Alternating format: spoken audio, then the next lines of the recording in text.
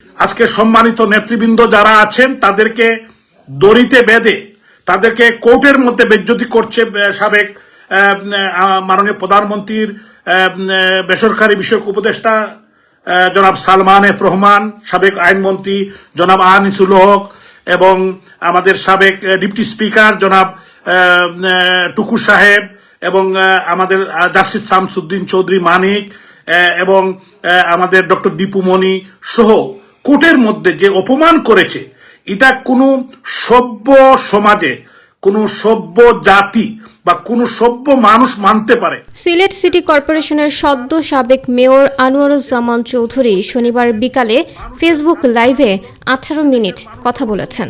মাননীয় প্রধানমন্ত্রীকে হত্যার জন্য ডক্টর ইউনূস এবং তার দূষররা যে চেষ্টা করেছিল, মহান আল্লাহ তাআলার ইচ্ছায় উনি প্রাণে বেঁচে আছেন। ইনশাআল্লাহ তিনি অচিরেই আমাদের প্রাণের বাংলাদেশ, প্রাণের মাতৃভূমি বাংলাদেশে নির্যাতন নিপীড়ন করে হত্যার রাজনীতি করে কেউ ক্ষমতায় টিকে থাকতে পারে না। ইনশাআল্লাহ আমরা বিশ্বাস করি আওয়ামী লীগ ঘুরে দাঁড়াবে।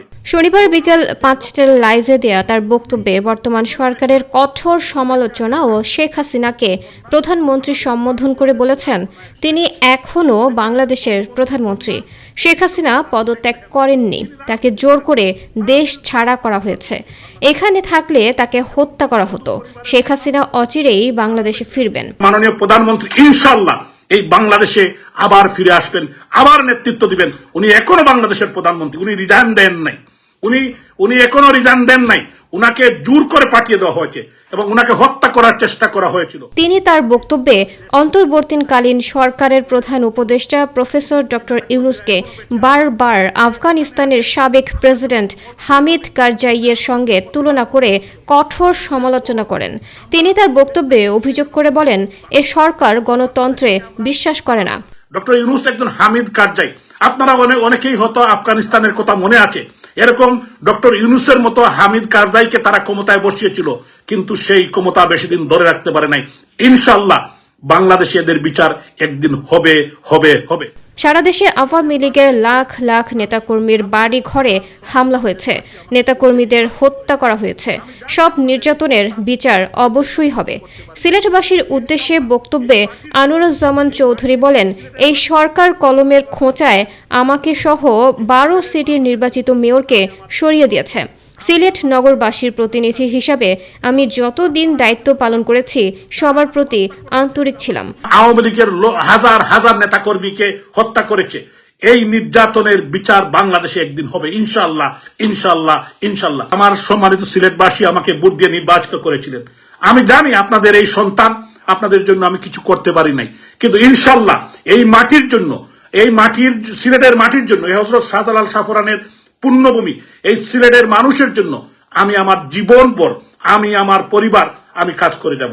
এবং আপনারা আমার জন্য দোয়া করবেন। যারা আমাকে হত্যা করতে চেয়েছিল, আমার উপর মিথ্যা মামলা দিয়েছে, আপনারা আমি সিলেটের আমার যারা আপামর জনগণ, সিলেটের বিবেকবান সাংবাদিক, বুদ্ধিজীবী, অন্যান্য দল যারা করেন, আমি কারোর প্রতি কোনোদিন কোনো অন্যায় করি নাই। আমি নির্বাচিত প্রতিনিধি হিসাবে আপনারা আমাকে ভোট দিয়ে নির্বাচিত করেছিলেন। আমি যতদিন চালিয়েছি আমি সবাইকে নিয়েই চালিয়েছি। আজকে আমার বিরুদ্ধে চাঁদাবাজি, মার্ডার, যত ধরনের মিথ্যা মামলা, আমার বাড়ি জ্বালিয়ে দিয়েছে। আমি পারলাম না, আমাকে জোর করে আমাকে বাতিল করে দেওয়া হয়েছে। আমি নির্বাচিত প্রতিনিধি, আমাকে এরকম আমাকে এবং যারা মেয়র সাহেব আছেন, যারা উপজেলা চেয়ারম্যান, যারা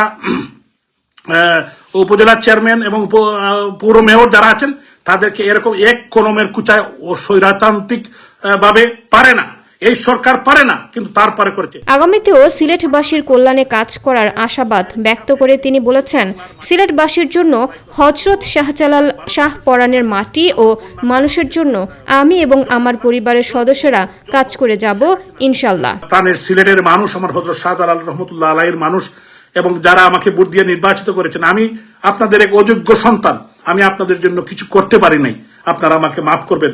ইনশাআল্লাহ যদি আল্লাহ তাআলা আমাকে কোনো সুযোগ দেন, এই সিলেটের মানুষের জন্য আমি কাজ করে যাব, এখনো কাজ করে যাব। আগামী দিনও যদি আমার কিছু দেওয়ার থাকে আমি অবশ্যই দিব। আনোয়ারুজ্জামান চৌধুরী একাধিকবার বানভাসীদের কল্যাণে সবাইকে কাজ করার আহ্বান জানান। সমস্ত পৃথিবীর যেখানে বাঙালিরা আছেন, আমাদের ভাই বোনেরা, এই বন্যার্ত মানুষের পাশে দাঁড়ান। আমাদের প্রাণপ্রিয় বাংলাদেশের মানুষের যে যে এলাকায় আছেন, বানবাসী মানুষ, যারা বাচ্চারা, শিশুরা, কারণ এটা আমাদের দেশের মানুষ। রাজনৈতিক ডিফারেন্স থাকতে পারে, কিন্তু এই রাজনৈতিক ডিফারেন্সের ঊর্ধ্বে উঠে আমরা দেশকে বাঁচাতে হবে, আমাদের দেশের মানুষকে বাঁচাতে হবে, এই বন্যার্ত মানুষকে বাঁচাতে হবে।